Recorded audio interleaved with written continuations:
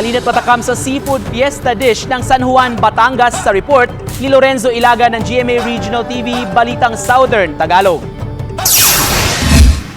Naghahanap ka ba ng authentic na pagkaing seafood? Sa isang kainan na ito sa San Juan, Batangas, patok ang Seafood Fiesta Fusion Dish na naaayon sa panlasa ng mga Pinoy. Healthy rin daw ang pagkain nila dahil wala silang ginagamit na anumang preservatives. Yung spices po namin ay from iba't ibang lugar, meron pong from ibang countries, tapos minimix lang po namin siya. So yung lasa po talaga niya is complete, hindi po ma-explain po ng customers kung ano yung lasa, pero very authentic po yung recipe.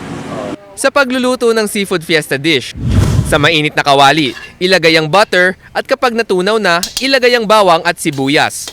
Sunod ihalo ang secret spice powder at saka ilalagay ang crablets, tahong at hipon. Pagkatapos ng ilang minuto, ilagay ang pusit at hintayin kumulo. Lalagyan ulit ng butter para mas maging creamy. Ilang minuto lang, heto, luto na ang Seafood Fiesta Fusion Dish. At para naman sa plating, lagyan ng lemon at sweet corn. Yung seafood fiesta po namin, meron po siyang fusion ng Filipino and Middle East na mga ingredients. Meron din po kaming from Israel kasi yung mother ko po is from Israel.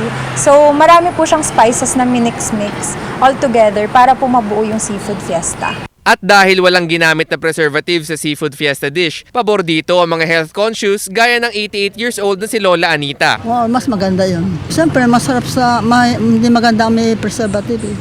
Siguradong sa bawat subo, matitikman mo ang malinamnam na lasa ng lamang dagat na mula pa raw sa Visayas. Suwak na sa panlasa, suwak pa sa bulsa. Ako si Lorenzo Ilagan para sa GMA Regional TV.